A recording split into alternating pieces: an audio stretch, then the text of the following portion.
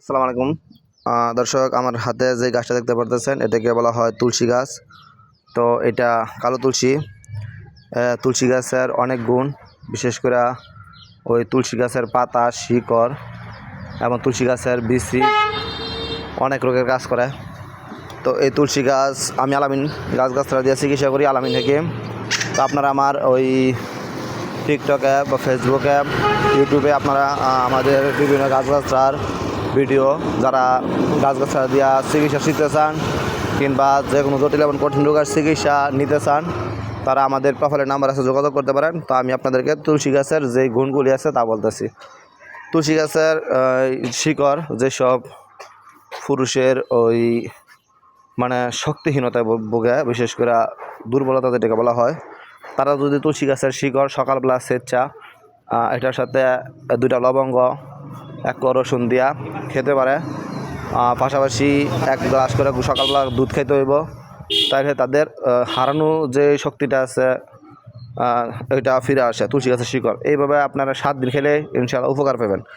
আর তুলসী পাতা যাদের ঠান্ডাজনিত সমস্যা, শ্বাসকষ্টের সমস্যা, অতিরিক্ত কাশির সমস্যা, তারা তুলসী পাতা সেচ্চা এটার মাঝে কিছু আদার রস দিবেন, একটু মধু দিবেন, দিয়া এটা গরম পানির মধ্যে এই লবঙ্গ যেটাকে লং বলা হয়, লংও দিতে পারেন।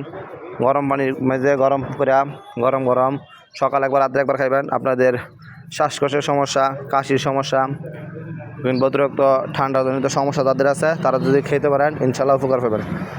তুলসী গাছের আরেকটা উপকারিতা আছে, সেটা হচ্ছে যাদের বাথরুম মানে যেটাকে পায়খানার কথা বলা হয়, মানে যাদের এটা নরম, মানে দিনে 3 থেকে 4 বার বা 7-8 বার বাথরুমে যান, তারা যদি এই তুলসী গাছের রস, পাতার রস প্রতিদিন সকালে রাত্রে শুধু রসটা আদার সাথে খেতে পারেন, তাহলে আদার রসের সাথে খেতে পারেন ঠান্ডা পানি দিয়া, তাহলে আপনাদের ওই ঘন ঘন যাদের বাথরুমের সমস্যা আছে এটা অতি দ্রুত কাটে যাবে।